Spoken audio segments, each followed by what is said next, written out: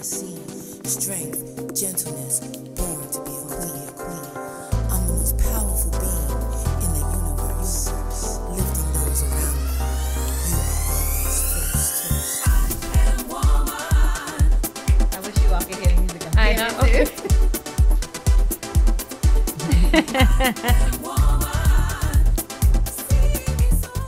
Is the wire? All right. Hello, everybody. Thank you for joining us once again. This is episode 2 of Gem Talk, and I am so honored to have some phenomenal women in the studio with us today. So, of course, you know my co-host, Awanza. Hey, everybody. Thanks for tuning in. We're going to have an amazing conversation today. And we've got some, again, I told you guys, some phenomenal women. So we have our first guest host, our co-host today, Jalila Frazier. Hi. Hey, Jalila. Hi. And Zeta Cool. Hey, Zeta. And there's so many things that we can talk about, but today we're going to tackle the topic of colorism. Colorism. Yes, not to be confused with racism, although sometimes they do go hand in hand. We're going to speak specifically about colorism today. There's been so much going on in the media and on it. Ironically enough, the topic was chosen before all of this in the media has come out. This was a topic that Awanda and I had discussed almost a month ago. Yep. And it just so happens that this is how the universe works. It just so happens that when I put it out there and we discussed it, all of a sudden we start to see the commercials and everything that's going on with Love and Hip Hop. I'm sure you all follow the Don't saga. act like you don't. Don't act like you don't. Everybody's guilty pleasure of Spice from Love and Hip Hop. And as well as, I don't know if you guys follow the show Married to Medicine, their spinoff in LA, but Dr. Britton and kind of her role on this new series and where she stands. I So, gotta check that out. oh yes. Dr. Britton is biracial, and they try to come for her. But anyway, we'll get into that later. But yeah, so I just wanted to make sure that we have all of our bases covered here today. Yes. And I'm going to start off with just an old children's nursery rhyme, and we're going to take it from there. Okay. If you're black, stay back. Okay. If you're brown, stick around. If you are yellow, you are mellow. And if you are white, you are all right. Yes. Wow. Now, we're just going to let that sink in for a minute and just, we want to talk about how colorism affects the way that we interact and communicate with one another as grown women, because it really does start as early as birth, when the child is born and people are waiting, checking the ears. Come on with Checking the ears. Yes. Checking the ears. And waiting to see just how colorful your child is going to be Or not. Be based on the parents. And even when the child does not match up to what the parents are, there's a lot of criticism there. Yeah. So Yes. we want to make sure that we cover all of our bases. And so again, this is why we invited people to our studio today. This is not just a friendly and Aunt Wanda conversation, That's right. because That's that would be very one-sided. That's right. But how does colorism affect the female interaction? So we know, just according to Stanford studies, colorism plays a major role in the wage gap, in police discrimination. We know that for a fact. Job opportunities, incarceration sentences, including death sentences, and romantic relationships. Let's be honest. And so according to society's image of beauty, light skin is associated with beauty and stature. And it's no shock that that has created this unspoken, unhealthy competition between light skin and darker skin women. So I just want to know, I want to start with, I'm just going to throw it out on the table. Okay. So although we know it's not unique specifically to women, we know that men also face colorism. We saw that most recently on the news with Will Smith attempting to play Serena and Venus' father. Have you caught up on that? No. Oh, the backlash. Oh, the backlash. He's too light. He's too light skinned. He's too light to play. Their father. Right. So we know that Right. it is not just something that affects females, but it is most commonly seen within our community. Right. So why do you guys think that is so? Like, where does this begin? Awanda? I knew you was coming from Well, me good. the wisest. Let's start with the wisest. Yeah, all right, we'll go with that. As we call Yeah, we'll it. go with that. So, I think that when we're talking about colorism, racism, any kind of ism, I think we also have to take into consideration that it's learned behavior, right? Because no matter what your perspective is, your thoughts, your values, your morals, all of that starts from your home. Yeah. And I know, like we were just talking earlier, and I want to get to the guests, but I'm going to just kind of lay a foundation. I had 3 different experiences because in my home, so my father was dark, my mother was light. And in my home, because we're West Indian, we're from the Caribbean, so we don't know color to that extent, right? So there was those types of conversations didn't take place in my home. But when I was at school and when I went outside to play, I was red bone, I was banana, I was yellow. You think you better than. We're going to fight you just because. Just because. And then when I would go to school, because I went to a predominantly white school, well, now it's all the racial slurs. So there was this major dynamic all based on the color of my skin, not even my ethnicity, none of that, just the color of my skin. And it all had to do with its learned behavior. And like you said, racism, prejudice, all of that, it starts at home. Yeah. And they do interact, if you will. They intersect. Because I remember being in high school, and because I wasn't as dark as the other black people in school, I heard things like, well, you're not like them. You don't talk like them. And that's a whole nother story, because I had to just prove just how black I really was. So, that's a whole nother story. But I want to say it's learned behavior, and it kind of starts with what you're exposed to at home.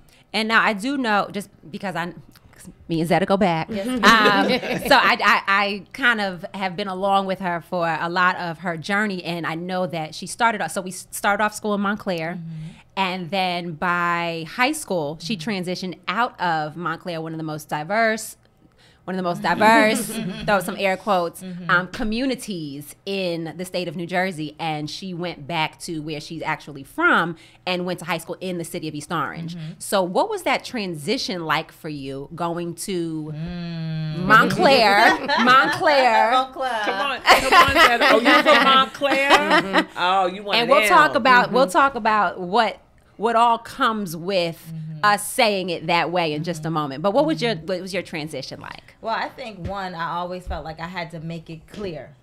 I went to school in Montclair.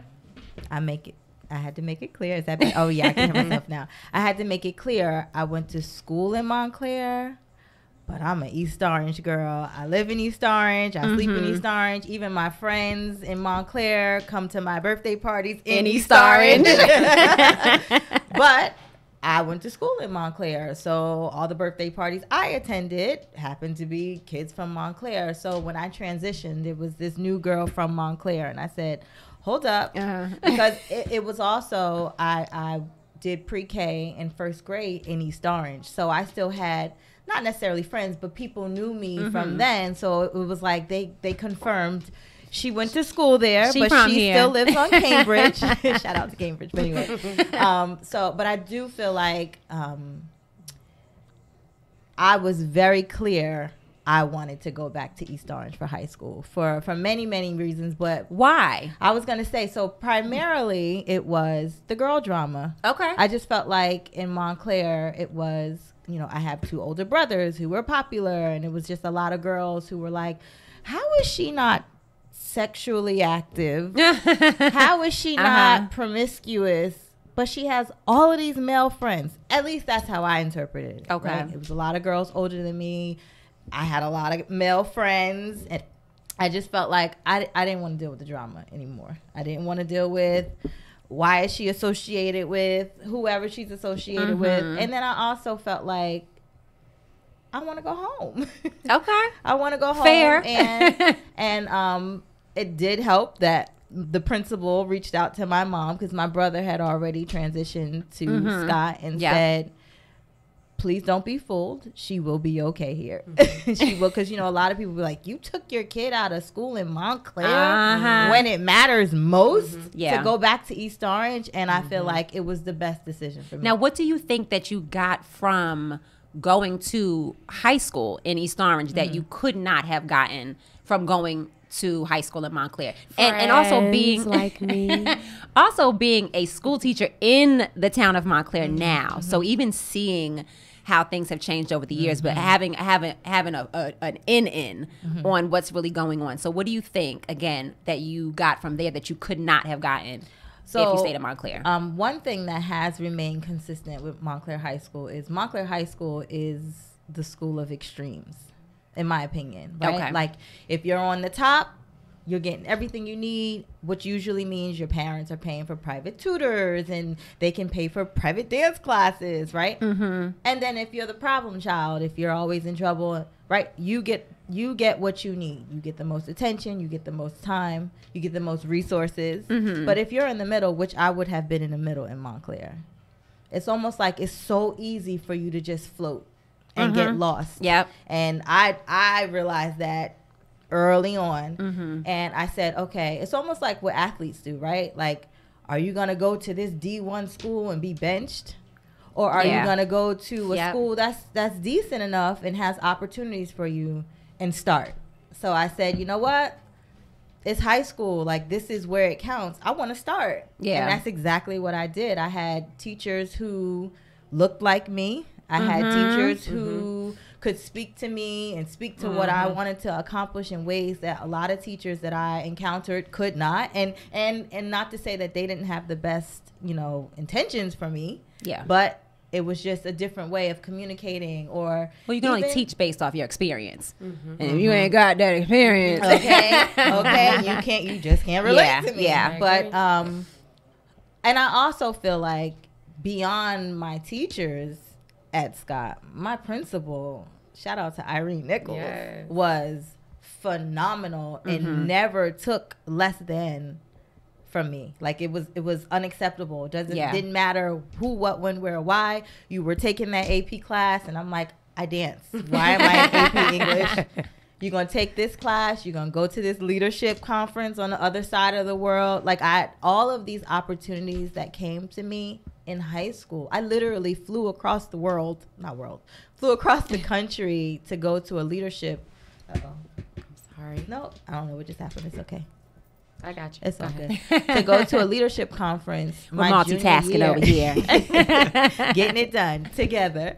And I know for a fact I would never have gotten those opportunities at Montclair High School. Yeah. So I definitely think it was just better opportunities in East Orange. And they were more willing to meet me where I was and provide those opportunities. Okay. Yeah. And that's really important at that age. But I just want to piggyback off one thing that you just said was just in regards to having educators who are there to support you, who can understand what your walk to and from school is like, and can relate to you on that level. And a lot of women, not just women, a lot of teachers and educators just they can't. They've never been there. They don't live in those communities, and so they cannot relate to you on that level. Now, Jalila Frazier. Yes, I'm here. I'm so busy trying to get my live. This is my first time going Don't they know we're already live? Hello, audience. Hi, audience. They can see you. Good. Yes. So you, my dear, have, and I speak so highly of her, and she's very humble. So she's not going to say these things about herself, but you have mastered the field of mathematics, which is not a field that you traditionally find people that look like you. So I just want to talk about your experience getting there and becoming fabulous at it. Oh, wow. Yes, ma'am. Fabulous. Okay, I guess, mastering the field of mathematics, I wouldn't say I'm there, but I would say I'm definitely I want to keep evolving. But I think I'm able to be here on this platform today is because I stayed true to myself. And I stayed true to what drove me from the beginning. I came from, a Caribbean, Trinidad background. But when I was in high school, it's so funny. A lot of the teachers that knew me, they always thought I was a student that didn't do any work because I was always in the hallway. Always in the hallway. but I was always in the hallway because I was finished all my work. And there was nothing challenging in that classroom. So I would find myself, you know, in the hallway, but I didn't realize how much of a disadvantage that was for me, because when I finally got to college, I went to Seton Hall University for the first time. And in my math classes, I studied pure mathematics. And I was like, I know we talk about this all the time, but it literally, I was the only African-American female student in my class for all of my math classes. I mean, not one or two, every single math class. There was only one other student that was of color. She was, she was from the Bronx, Puerto Rican. And it was just us two, but we didn't even band together as I thought we would have. And, you know, I honestly felt from her that I experienced some level of colorism, because the only time that she would talk to me is outside of class when we were going over homework for the next day. But when we're in class and I'm like, hey, do you understand this? That level of, you know, like, we were friends outside of class, but in class we were not. And I just felt different. I knew although, you know, Seton Hall is right down the street, it is a whole new world. It is enclosed with gates.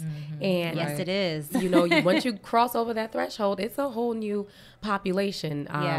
And so I experienced those types of, you know, populations. And even with the professors, I hated my pre-calc professor, like hated my pre-calc professor. And I hate saying that, but I remember how I felt when I didn't understand the mathematics. And you say I'm, you know, a math person now. Well, I've watched you in action, honey. But, but you know, you have to get there. And what I try to show and teach people is you don't have to say I'm not a math person. You just have to keep trying. Right. And you have to understand that you have the aptitude for it. Yeah. You always will have the aptitude for it. You just have to keep going. So with me, that's where I experienced a lot of, you know, the colorism or feminism, how all the isms, like you said. Right. I was that person. So I'm just going to toot your horn just a little bit more, because she went from Seton Hall to then go to Columbia University, and which is an extremely difficult university to get into as a math person. Like getting in is one thing, right? But then getting in and then graduating and with a degree. Level. Oh God! Thank you, Miss Cole. With a degree in mathematics, you know, what was your experience kind of in that petri dish? That's a really great. Thank you. Petri dish. You do math, I do English. It was very much similar in terms of the types of people that were in my class, but I did have a support system. My really good friend Asia, we went to school together because we knew a support system in this field was needed. So we did everything together, and we had the same major. So I felt like I flourished. In that university. I didn't feel those feelings at Seton Hall, and it was because I had a support system. Additionally, New York has a different acceptance level. They're more diverse, you know, they're more acceptance of differences, although it's still rampant. You know, it's clear that you are African American. They try their best to include. They have, it's a visual piece, and they have campaigns about it and things like that. So that piece was, you know, I definitely appreciate, you know, that piece of it. But Seton Hall. So when I started at Seton Hall, my major was pure mathematics, and it wasn't until I decided that that professor was not a good professor is when I switched to math education. So I knew I needed to, you know, harness and build my craft on pedagogy and be able to, you know, teach these students cultural relevant things. And, you know, so that's when I made the switch to be math education. Nice. Very nice. So clearly, well, two of us went to school. I'm gonna put you on the back end, the high school side of things. Two of us, Wanda and I, both went to school, high school in Montclair. Right. And Jalila and Zeta both went to high school in East Orange. And back in the 90s, early 2000s. And prior. A little bit before then. There was always A little before Friday. This is a cross-generational conversation. There was always that kind of that stigma, if you will, that Montclair girls are a certain way. Yes. Montclair develops and makes girls of a certain stature. Yeah. You go up the hill for one thing, you go down the hill for another. Let's just, is everybody in agreement? Is that a fair statement? And so you would hear a lot of kind of banter between the gentlemen in the communities about looking for girls in Montclair because they was the light-skinned girls with Red the bones. the red bones. We were red bones then. And then you go down the hill, which was considered East Orange and Newark, and then that's where you would find the dark-skinned girls. And so I think that created a lot of kind of unspoken. Okay, speak on it. Go ahead. Jalil, I'm gonna let you take that away. Oh gosh, no, I was going to say superiority. Okay. So even within ourselves, we started to believe that piece of it. And I'll raise you one. There was Scott versus East Orange High. Yes. Right. So even within our own network, we had our own This teeny tiny town of East Orange. right. What is it? Yeah. 7 square miles, and we have our own class, or is it the And I girls went in to Scott is Immaculate, better. and at that time, you know, it was double. So you light, and you don't even go to the high school. Yeah. But you still want to come to our parties, and you still want to date. And I remember going, but I live here. I live in South End, yo. Like, what's up? Yo. Yeah. I take my clothes to Choppies. I go to Chefs. Like, you know, those of hello, older generation Montclair people, help me out. But you know, still, like you said, though, there was. I went to Immaculate. Montclair High wasn't even a mile down the street. Yep. You know, Immaculate looks completely different now than it did when I was there, but it was still, you know, it was still that same thing. So, you know, you light and you go to Immaculate, or you wear a uniform, you know. So it was really difficult. With that colorism, and then even within, because when I think of colorism, I think of it within my own race, within my own, you know, where a dark-skinned black woman is going to look at me and just automatically stereotype me. But guess what? I'm guilty of it too. Yeah, you know? absolutely. So it's really it's a fine line between colorism and racism. Yeah, there is. I've never seen it from your perspective, because my dad used to always call her Redbone when they were married. And so I didn't know that people that are that light have that feeling of they have to defend how black they are. You know what I mean? And so you're giving that perspective to me. I didn't realize that affected you as much. So I was always kind of in the middle. So I didn't really have that lens, you know. But I remember one of my good friends, Lakeisha, she confided in me, and she would say, I hate when people say I'm pretty for a dark girl. And those statements are a plague, you know. I don't know if, Zeta, have you ever felt that way, you know, all the time. But it's weird because like, let's say for black men, I find myself more attracted to darker skinned black men. So I didn't really, you know, it's weird how with females, there's a different conversation. Absolutely. But in the males, you know, male circle, it's different as well. Right. So I think it's interesting though, because I grew up in a household. My mom is East Orange down. Yes, she is. But so it's interesting though, because from my mom's perspective, her mother, my grandmother, was an educator. Her father was one of the first black entrepreneurs in Newark. They all went to, one of her best friends went to Harvard Law School. She went to NYU. They were extremely successful students who graduated from East Orange High School. And I feel like she's always made it clear to me, we never compared ourselves to Montclair. Montclair wasn't this Montclair, and we're East Orange.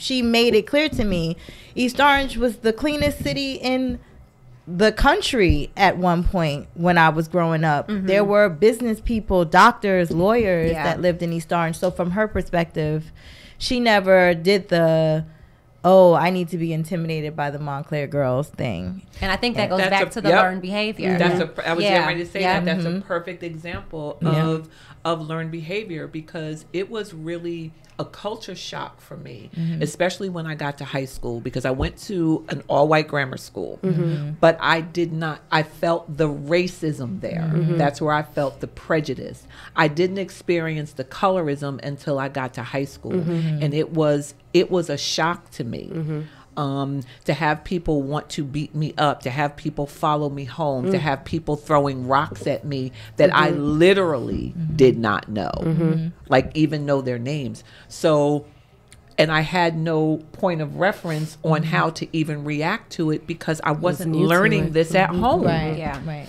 So it was a whole different conversation. But that's a perfect example of, of learned behavior, and having that ability really to rise above it, and to be able to say, you know what, I'm going to do a service to myself by being in East Orange, and not because I've been taught or told that Montclair is bad or wrong or different, but because I have a very strong sense of self.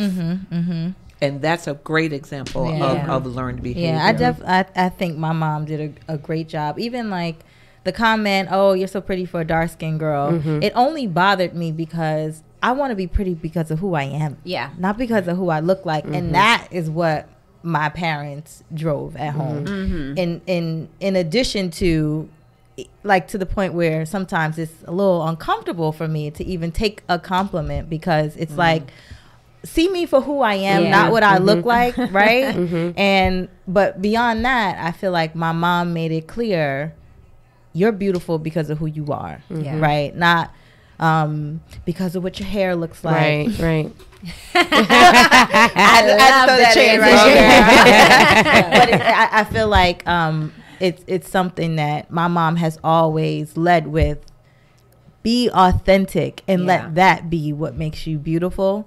So when it came to complexion, I feel like I've had a lot of dark-skinned friends who were like, well, so-and-so gets all the guys because she's... But I'm like, well, actually, I'm okay in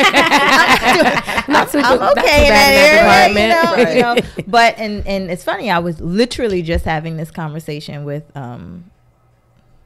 I had to say no names. I was going to say with somebody at work today, and he asked me, do I think it's easier in life?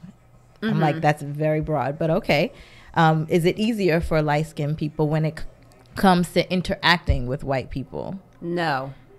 I said, but I also feel like it depends. It depends, because I've seen a lot of dark-skinned dreads athletes win these games, touchdowns, 3-pointers, and they can go within that community and be praised, celebrated. But that's what our country was based off of, though. Right. You know, what can you do for me? Exactly. And it's internal. We were idolized for that. So there's going to have that niche of acceptance, or that, cohort of people that are accepted. But for the larger part, I do think that the lighter you are, you get more accepted in the white world. Absolutely. Just access to different things, or people feel more comfortable around you, or they don't. They may not clutch that first. Yeah, it's less intimidating. Right. And we add to it, but also other people benefit from it as well. So I do think it depends, but I also know that it's probably disproportionately more in those fields for white people feeling more comfortable. I guess you also have to define acceptance too, right? Like, what does that mean? Does that mean I can sit down and have dinner with you because I'm beating my body up on this field? Is that acceptance, right? Yeah. Like, so if I can't play anymore, then what happens? So yeah. And acceptance, like what you just said, though, that question was actually a really good question, because, and like Fran and I both said, no. It doesn't. It doesn't. For me. But to your point, yes, they're absolutely more comfortable. I experienced it in high school. I experienced it on my job, with, like I said, with questions like, you're not like them, you don't talk like them. I've had on my job, Wanda, can you go and talk to so and so? You know, no, I can't. Right. You know, no, I can't. Yeah. You have to go and do that. But I remember having certain conversations and knowing that I got this promotion or this went a certain way because of the color of my skin. Yeah. That is where it became uncomfortable for me. Yeah. Knowing. Now, to see me having a conversation, yes, I can have a conversation with anybody all day long. What you don't see is what's going on inside because I peeped what just happened. Yeah. Right. And what am I supposed to do about it? Yeah. And there's a certain level of from my personal experience, there's a certain level of expectation that they have of you based on the fair skin. Oh, absolutely. They expect you to speak a certain way, to relate to certain things, and it's just like, nah, B. Right. I ain't her, and she ain't me. Right. You know, and the darker you are, they expect you to be a certain way. Oh, yeah. Yes.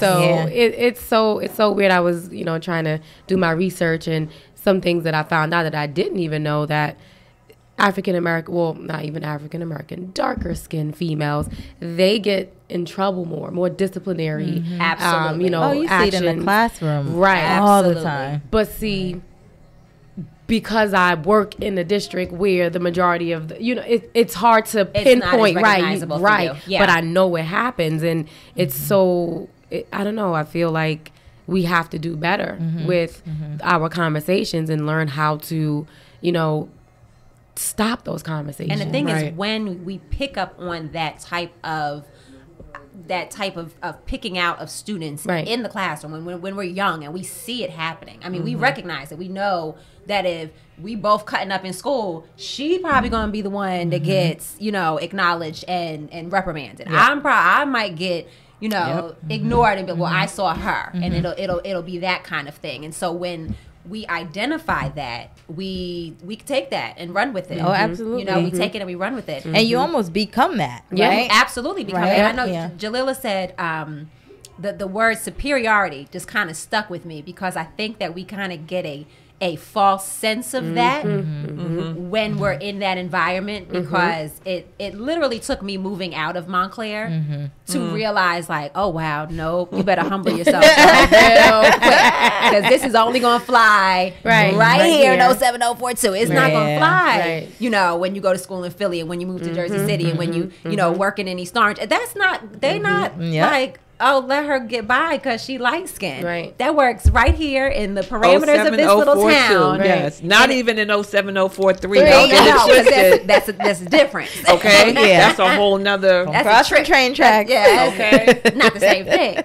But it really does give a false sense of superiority until you have opened your eyes and seen or experienced something different. And just like Wanda started with, that she's been guilty of it, for a long time. In my high school life, I too was guilty of prejudging another female based on the color of their skin, expecting them to be something that they weren't, until I actually was able to have interaction and communication with them and see that, okay, this is not what I had anticipated. They don't speak the way I thought. They don't live up to the stereotype of what we see them in the media and what we see presented, and that's not the girls I know. Oh man, we go through that all the time on vacation. So my honey is tall, dark. He's a drink of water. Oh yeah, he is. And when we're on vacation, it's almost like he's very well spoken. So when he opens his mouth, which is contradictory to what they think. And I'm always like bothered by that. Like, why can't this black man be intelligent or well spoken? Like, why is that so shocking? But where I really see colorism is in the dance world. And and I wanted to ask you about that. So Zetta is a professional trained dancer. Professional trained. We told you they were phenomenal. That could be misconstrued in many ways. Very much so. She's a dance teacher. She owns a performing arts school, the Cool School of Performing Arts. She is the artistic director. We had to make it very clear. We put it all out on the table. I mean, I'm a dancer, college educated, and if you want to pay those loans, we got a schedule for you. Okay. So going into that work world because you studied dance. I mean, I remember going to see Zeta dance as young, sitting with her mom in the audience, young. But then you went on to Stockton and studied dance professionally. And then you're entering into this world where you're surrounded by the dancers that don't necessarily look the way that you do. So go ahead and talk about what was that experience like for you? It was a culture shock because Stockton is a predominantly white school. Yes, it is. I had South a Jersey. phenomenal experience at Stockton, but I really think I owe most of it to my sorority. Shout out to Alpha Kappa Alpha sorority. Now we're gonna put a pin in that because I want to talk about that in just a moment. But go ahead. Oh, I'm sure you do. I'm sure you do. That in just a moment. That was a part of our conversation earlier too. But I felt like in the dance community, if you weren't, and mind you, Stockton's not like Juilliard. Right? It's not known for their dance program, which is why I liked it. But it was literally me, my best friend Chanel, and like 2 other black girls. And one of them was from South Jersey, from a predominantly white town. So that setting was very familiar to her. She was familiar to the competition studio. Like, that wasn't my experience. I grew up with Marianne Kula as my mom, who said, this is an art. You'll do it because you love it, not because I want you to win this trophy. So when I got to studying dance on that level, it's,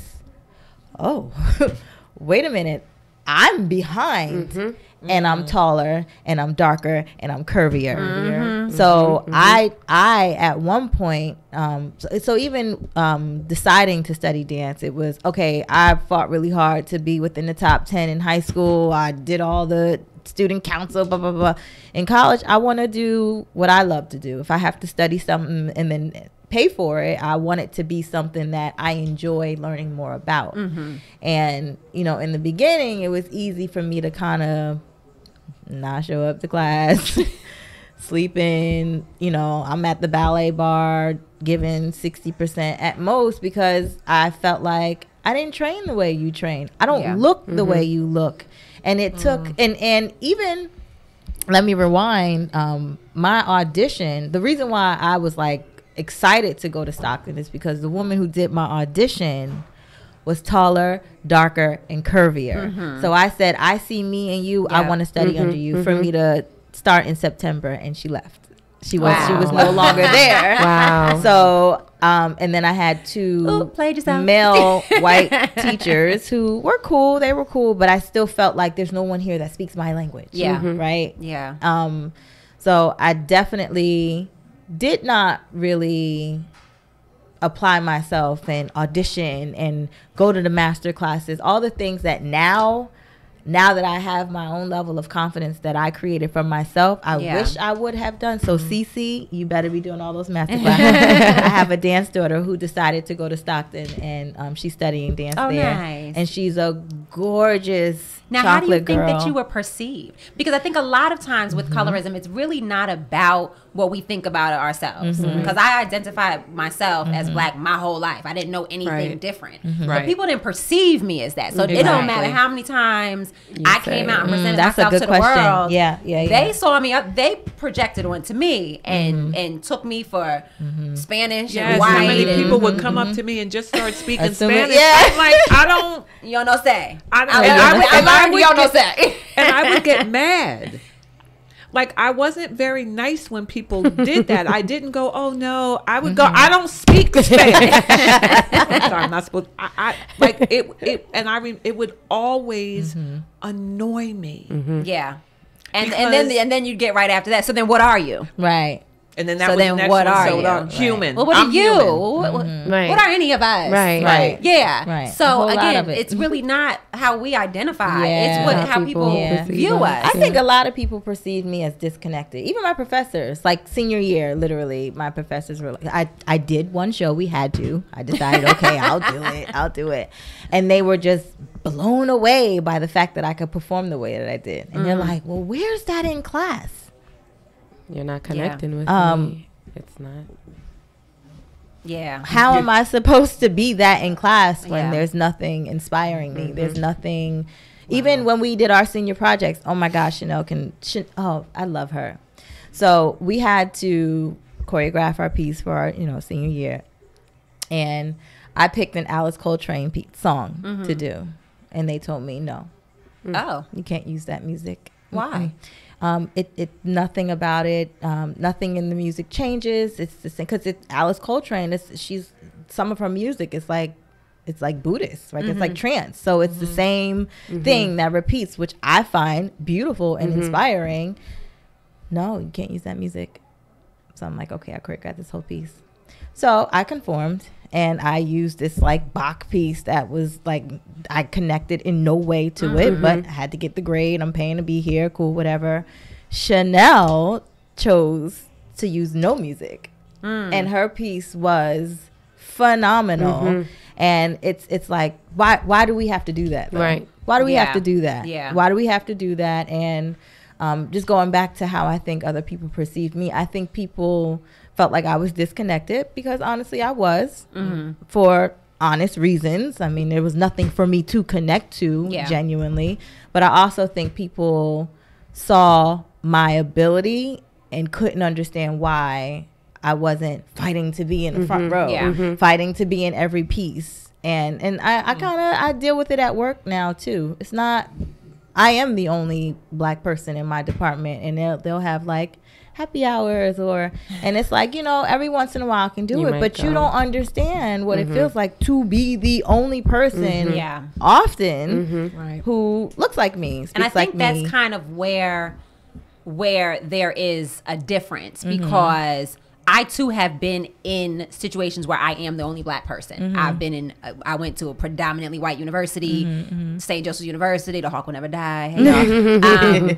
And it was literally the athletes on campus. However, I have a different experience with that than you did. So we've both been in situations where we're the only black people in the room.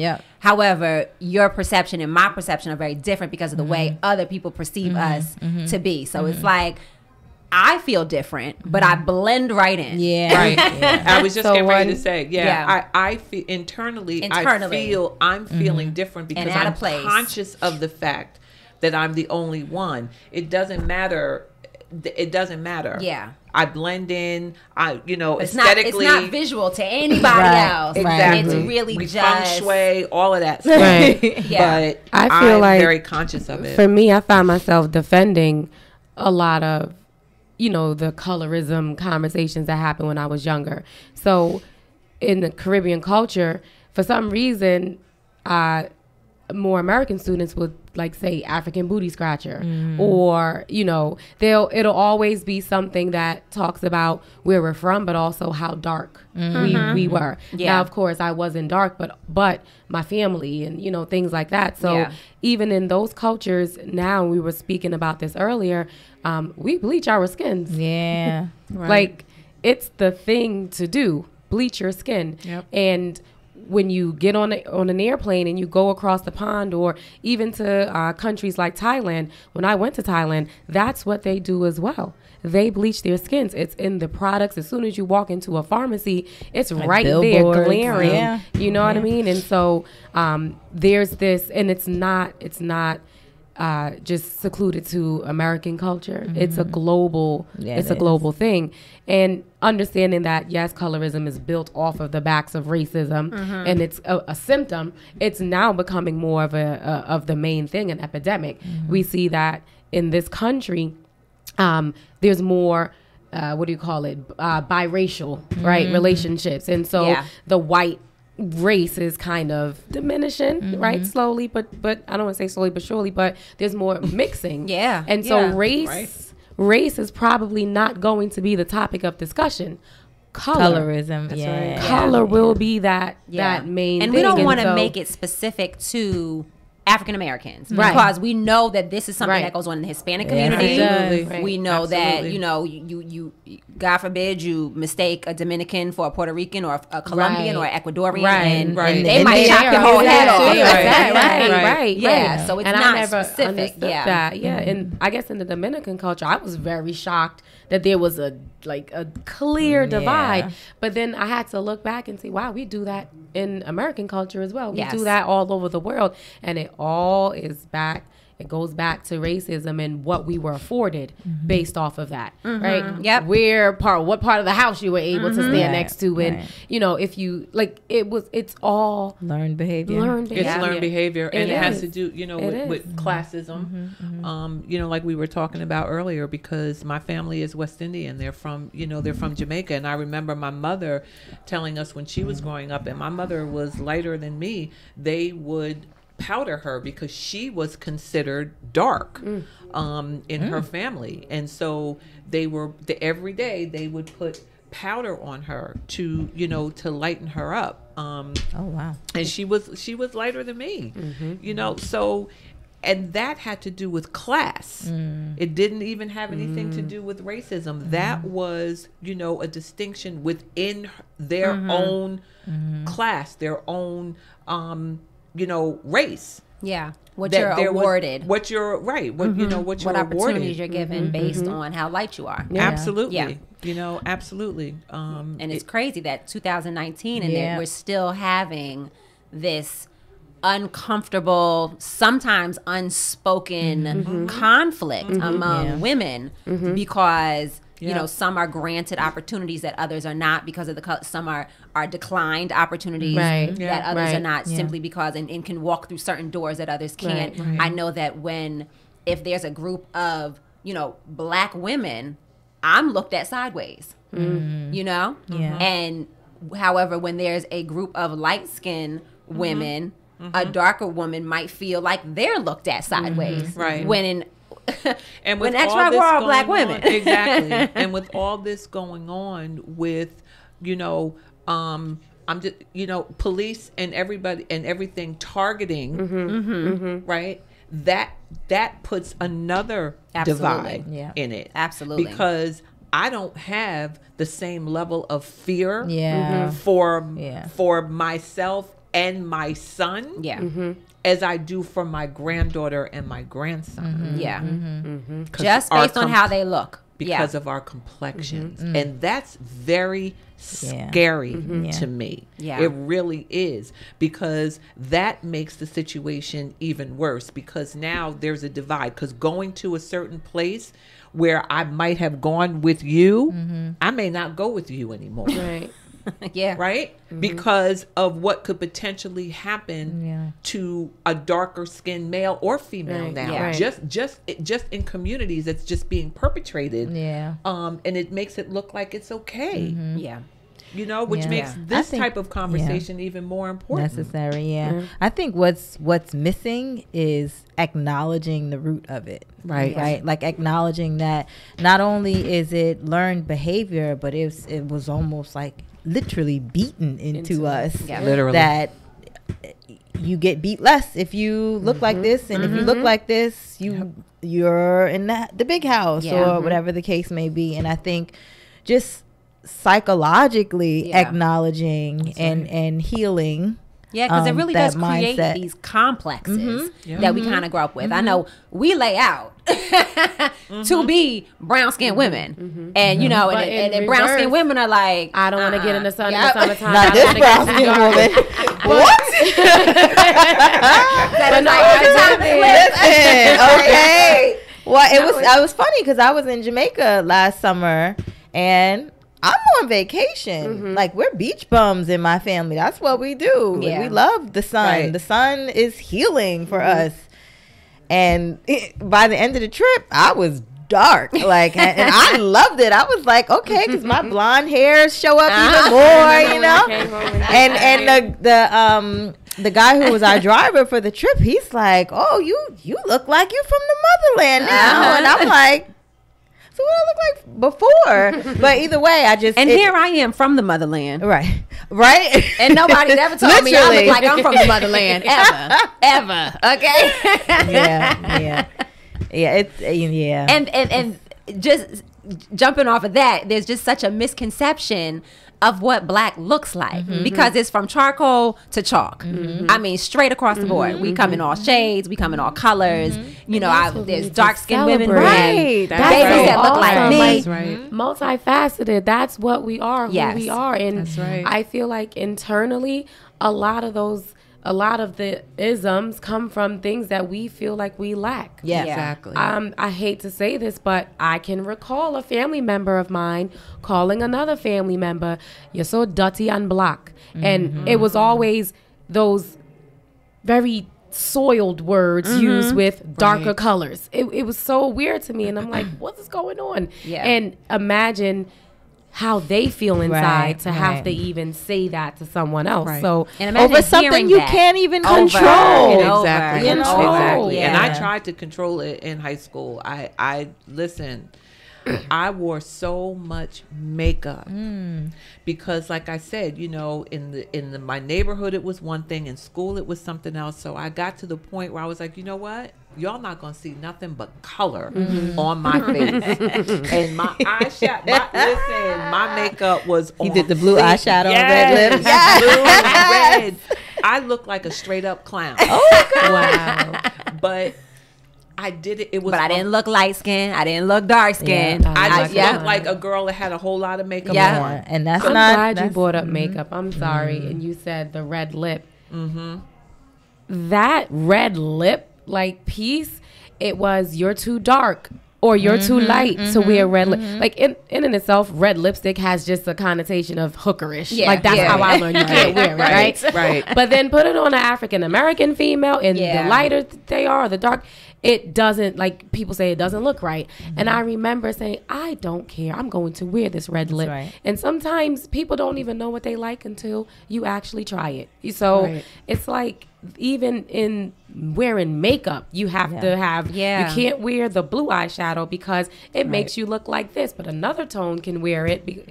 It's so weird to And me. it's all these little things Yeah. that we're constantly told and are constantly put in front of us Yeah. that make us, that just kind of just make this thing so magnified. It's Right. like we wouldn't feel this way towards one another if it Exactly. wasn't directly in front of our faces. Yeah. Exactly. You know, like if no one ever told us, and this goes back to the learned behavior, if no one Yep. ever put this in front of us, we would have no reason Right. to look at one another and feel like, oh, well, they're going to act like this one's going to talk like this. Like we would have no preconceived notions as to what somebody else Yeah. Right. should be like Yeah. based on the color of their skin. You know what I was thinking?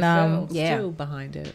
I had this conversation with my mom, right? Because we were talking about how my father was this deep, dark chocolate man. Every guy I've ever dated was deep, dark, and right. So understanding colorism and how destructive it can be when it comes to men, right? Yeah.